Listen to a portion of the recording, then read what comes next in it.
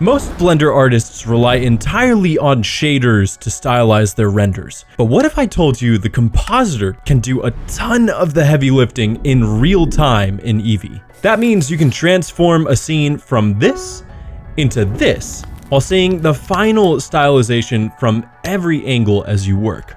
And today at the Comfee Mug channel, I'm going to show you how to use stylized compositing to turn your scene into a clean, modern anime render style. I'll also give you the opportunity to win a Comfee Mug asset pack of your choosing later on in this video, so make sure to stick around for that. But to set up Blender for real-time compositing, you just need to make sure you're in the eevee render engine, which is perfect for stylization, and that you also have compositing enabled in your viewport. This will make it so that you can see all of the compositing changes you make in real time in your scene.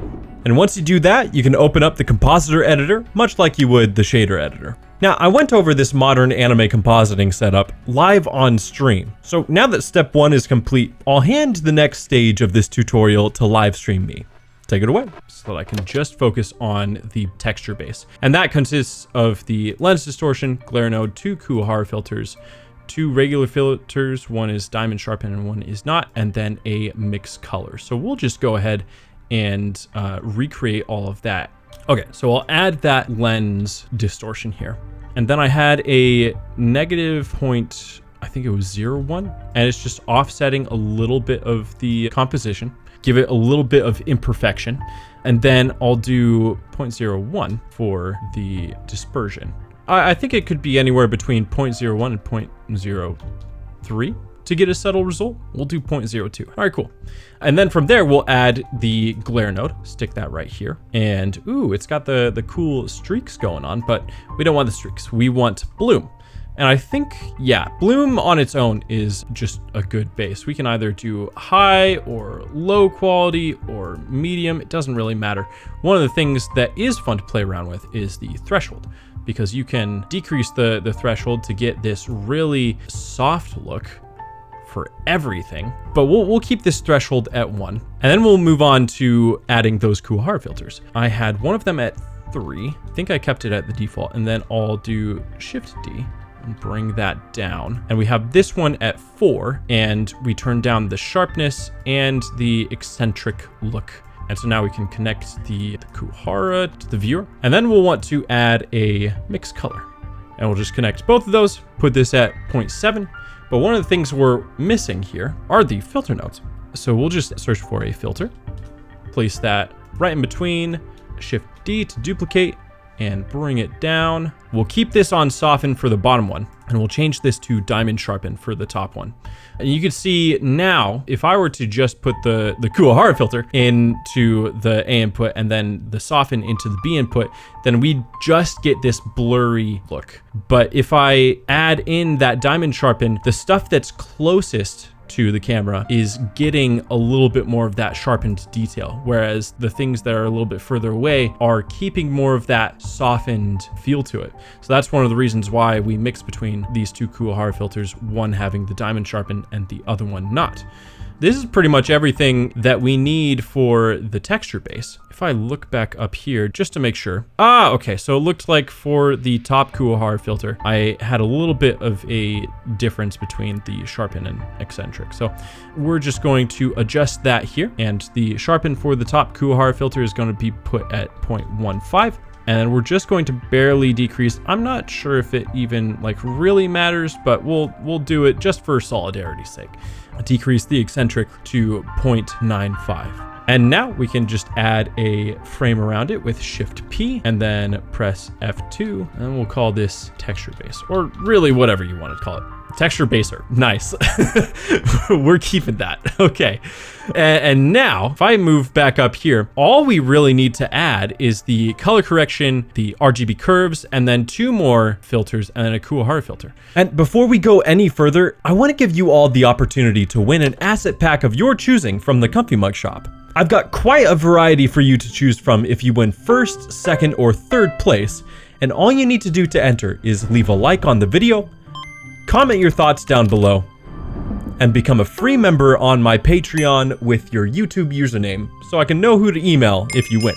I've got more details for this giveaway event in the description below, so make sure you check those out and enter for a chance to win. And now, let's get back into the tutorial. So we'll add the color correction, place that here, and then add an RGB curves. There we go. We'll do a filter, place that there, turn it to diamond sharpen, and you can play around with this if you want. Box sharpen gives it a sharper look and a little bit more of a pixelated look, but the diamond sharpen is typically what I go with. And then we'll just duplicate that, bring it over. We'll set this between 0.5 and 0.7. And that just defines the edges while still having a softened look. And then we're going to re-soften it with that brushed Kuwahara filter. And then we'll change the size to 5. And so this is what we just added here. And really just by itself, it looks pretty good. I did change a little bit for the color correction and the boosting of the lighting and whatnot. And so all of that can really just be up to what you guys decide looks best to you. So for the curve, if it's on the default, then we can just add a little pin there. And then I typically bring it just around this cross, I guess, that point on the grid. And that just makes things a little bit lighter. And then for the color correction, now we can just have fun with this. So we can, the highlights are going to be all of the, I believe, the more saturated, closest to a light types. Yeah, there we go. So if we really saturate this, then we can get a specific style, and that might be what you're looking for. If we desaturate it a little bit, then now I think we're getting into that more painterly look, that more illustrative look. And so I'll put this at 0.75. But what about the contrast? Do we want, and that'll go around the edges. I've seen some anime do this where it's desaturated on the outside and then it's a little bit more saturated on just this little ring. And we can achieve that through the contrast. So we can do 1.7. That might be a little bit too much. Maybe like 1.5. That looks good. Gamma brightens things up or darkens them. Gain does something similar, very similar, just a little bit of a different effect. And then offset is more of like what kind of color you're using. That's kind of interesting. Has this strange artifacting effect, so I wouldn't really recommend touching it all that too much. You can, and I think I did in one of my other rendering styles. But for now, we can move on to the midtones. And so what do I want that to look like? Do I want it to be a little bit more saturated or a little bit less saturated? This is how we start to get that Ghost in the Shell look, that 80s vintage look. And we can do the same by decreasing just slightly the contrast for the shadows to do like 0.98. See, even that is a lot. Maybe even 0.995. Now, I messed around quite a bit with the color correction to show my live chat how much it can change the look of your scene. But in the end, I landed on these settings that you can copy into your own project to achieve the modern anime rendering style. However, it is important to note that the scene I was working with was in a darker setting, and the color correction I used for this scene might not be totally viable for environments that are supposed to be above ground or have more light. So you can choose to bypass the color correction and RGB curves node if you want for brighter scenes, or just make smaller adjustments to these nodes to have a subtler result.